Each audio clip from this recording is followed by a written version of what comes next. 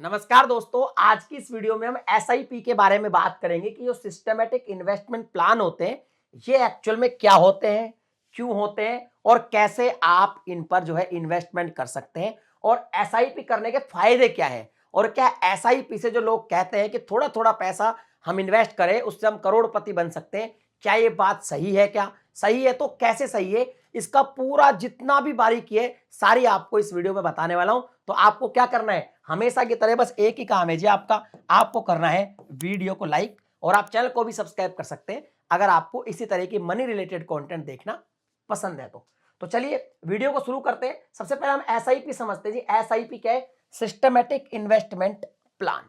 अब ये systematic investment plan क्या है तो देखिए, इसको समझने के लिए यहां पे समझिए। जैसे मान लीजिए एसआईपी सिस्टमेटिक इन्वेस्टमेंट प्लान, एक ऐसा इन्वेस्टमेंट प्लान जो सिस्टमेटिक तरीके से होता है। अब इसमें क्या होता है कि नॉर्मली अगर मान लो आपको शेयर मार्केट में पैसा अपना इन्वेस्ट करना है तो आप क्या करेंगे, पहले तो रिसर्च करेंगे कि भाई किस शेयर में आपको इन्वेस्ट करना है। पूरा रिसर्च करने के बाद आप अपना पैसा उसमें लगाएंगे और अगर वो शेयर अप होता है तो आपको बेनिफिट होगा और डाउन होता है तो उसमें आपको नुकसान होगा। लेकिन यहां पे क्या होता है जी, थोड़ा थोड़ा पैसा, थोड़ा थोड़ा देखो ना, थोड़ा फिर ऐसे ऐसे ऐसे ऐसे ये बढ़ता चला जाता है। कैसे बढ़ता है जी? इसमें आपकी कोई हेडक नहीं होती। जैसे मान लीजिए आप बैंक में चले गए, आप एचडीएफसी में गए कि भाई मुझे एसआईपी करवानी है। एसआईपी वो बता देंगे कि भाई आपको मंथली इतने रुपए की एसआईपी करानी है, तो उतना पैसा आपका जो है लगेगा। और लगेगा कैसे? वो जो पैसा है ना, वो जो उनका फंड मैनेजर होता है, ये एक फंड मैनेजर होता है, ये पैसे को लगाता है, टुकड़ों में लगाता है। ये क्या करता है, अलग अलग कंपनी, जैसे मान लो ये एग्जांपल के लिए मैंने कुछ कंपनी जो है डाल दी, यहाँ पे अलग अलग कंपनी के शेयर्स में ये पैसे को टुकड़ों में लगा देता है। लेट्स में मान लो आपने 1000 जो रुपए हैं इसकी एसआईपी करा रखे, तो 1000 रुपए एक कंपनी में नहीं लगेंगे। अगर मान लो ये 1000 रुपए आप खुद से लगा देते टाटा में और टाटा को मान लो फायदा होता तो आपको भी होता, वो नुकसान में जाती तो आपको भी नुकसान होता। लेकिन यहाँ पे क्या करेंगे, 1000 रुपए के काफी सारे छोटे छोटे छोटे छोटे छोटे छोटे छोटे छोटे छोटे छोटे जो टुकड़े कर देंगे अमाउंट में और अलग अलग काफी सारी कंपनी में लगा देंगे। आपके 1000 रुपए करीब 100 कंपनी में ये फंड मैनेजर लगा देगा। अब भैया 100 कंपनी में आपका पैसा ब्रेक होके लग गया, अब उनमें से मान लो 20 कंपनी डाउन भी चलेगी तो बाकी 80 तो अप जा रही है। तो उससे क्या होता है कि थोड़ा रिस्क कम हो जाता है इन्वेस्टमेंट में और हेडक कुछ है नहीं। ये जो इनका फंड मैनेजर है खुद से ये मैनेज करता है, तो आपको इसमें ज्यादा हेडक नहीं लेनी पड़ती। यानी एक तो आपका जो पैसा है वो डाइवर्सिफाई हो जाता है, इन्वेस्टमेंट काफी सारा डाइवर्सिफिकेशन मिल जाता है, बहुत सारी कंपनी में थोड़ा थोड़ा ब्रेक होकर लगता है। और एक ये हेडक हमारी है भी नहीं, ये फंड मैनेजर करता है, तो रिस्क थोड़ी सी कम हो जाती है। अब यहां पे देखिए समझते हैं, इसको हम क्या बोलते हैं सिस्टमेटिक इन्वेस्टमेंट प्लान में, इसको हम बोलते हैं रुपी कोस्ट एवरेजिंग। अब ये रुपी कोस्ट एवरेजिंग क्या है, इसको समझिए। इसको समझ गए तो आपको ये क्लियर हो जाएगा कि हाँ, जो अपना एसआईपी है इसमें रिस्क कितना परसेंट कम रहता है। देखिए होता क्या है कि अब जैसे मार्केट है, अब मार्केट क्या होता है, अप डाउन तो चलता रहता है। तो जब भी आप कोई पैसा इन्वेस्ट करते हैं, यहां पे मैं एग्जांपल 500 रुपए का ले रहा हूं, 500 रुपए का मान लो आपने एसआईपी किया, आपको 500 रुपए मंथली का आप यहां पे एसआईपी करते हैं, तो आपको क्या हर महीने 500 रुपए देना है। लेकिन अब मान लो यहां पे जो 500 रुपए देंगे उसके बदले में यहां पे आपको यूनिट्स मिलती है, तो यूनिट्स की जो प्राइस है वो भी कम ज्यादा होती रहती है क्योंकि मार्केट है।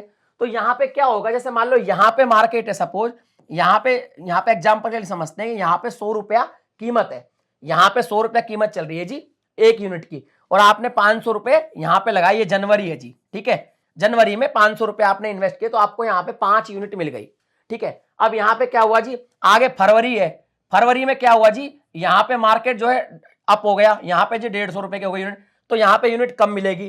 फिर यहां पे आपने क्या किया, फरवरी के बाद आया जी मार्च, तो मार्च में आप अब देखो आपका रुपीस तो 500 ही लग रहा है हर महीने, लेकिन यहां पे प्राइस कम ज्यादा हो रही है, तो यहां पे क्या हुआ जी, ये 100 रुपए का जो ये यूनिट रह गया मात्र 80 रुपए का ही।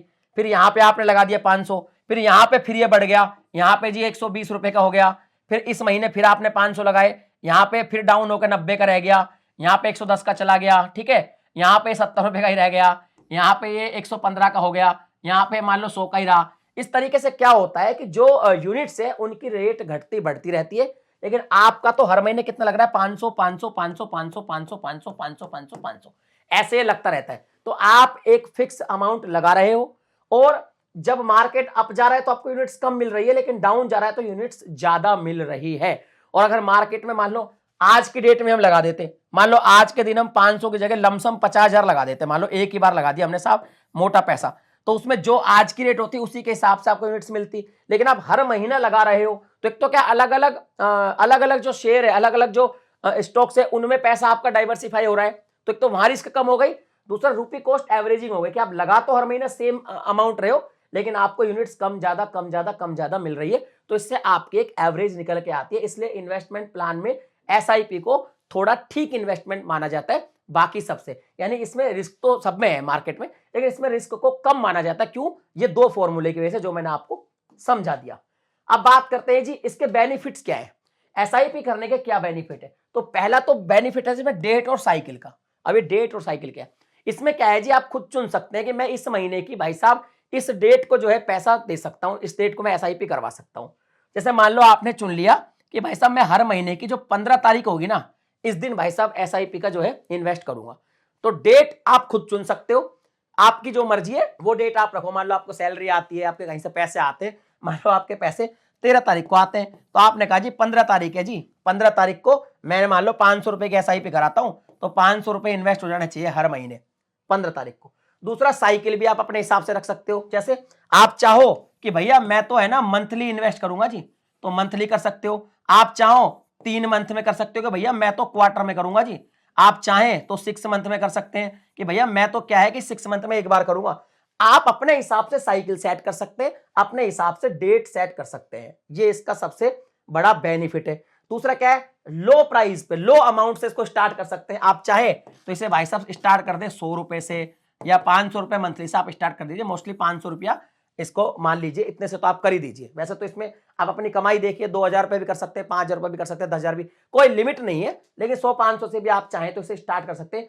लो पे शुरू हो जाता है। इसका क्या बेनिफिट होता है कि कम पैसे में अगर ये शुरू हो रहा है, तो आप अगर कम पैसे में शुरू करते हैं, मान लो आपकी स्टार्टिंग में कमाई कम है और आपने कहा कि भाई मैं थोड़े पैसे इन्वेस्ट करना चाहता हूं एसआईपी में, और आपने कम पैसे से भी, एंट्री बैरियर नहीं है ना, एंट्री कर ली, तो आपकी एक सेविंग करने की आदत डेवलप हो जाती है।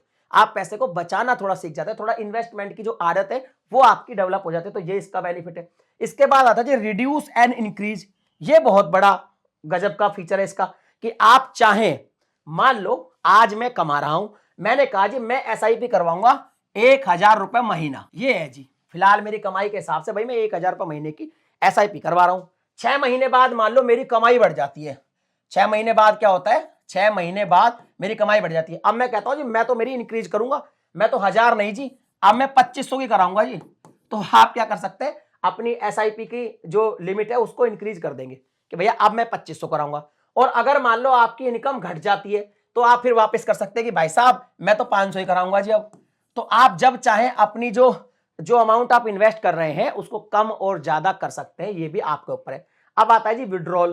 तो अच्छा, विड्रॉल में भी इसमें बहुत ज्यादा फायदा है। कैसे कि मान लो आपने एसआईपी करा दी, आपका पैसा इन्वेस्ट हो गया, कभी आपको पैसे की जरूरत पड़ गई तो आप इसमें से विड्रॉल भी ले सकते हैं।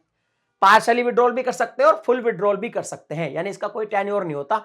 आपको लगा कि भैया आज एसआईपी की, 3 दिन बाद जरूरत पड़ गई आप निकाल लो, 3 साल बाद जरूरत पड़ेगी तब निकाल लो। तो एक तरीके से आपकी सेविंग हो रही है, पैसा इन्वेस्ट भी हो रहा है, रिस्क भी थोड़ा कम है, क्योंकि मैंने बताया कैसे कम है। और पैसे को जब चाहे जब आप विड्रॉ कर सकते हैं, जब चाहे उसको लिमिट को बढ़ा सकते हैं, घटा सकते हैं, डेट अपने हिसाब से सेट कर सकते हैं, साइकिल अपने हिसाब से सेट कर सकते हैं, और लो प्राइस से आप इसको जो है इन्वेस्टमेंट शुरू कर सकते हैं। तो ये एसआईपी के अच्छे बेनिफिट्स हैं। इसके अलावा यहाँ पे एक चीज और है, मैं आपको समझाता हूं। एक है जी ऑटो पे सिस्टम और एक है जिसका रिटर्न कितना मिलता है।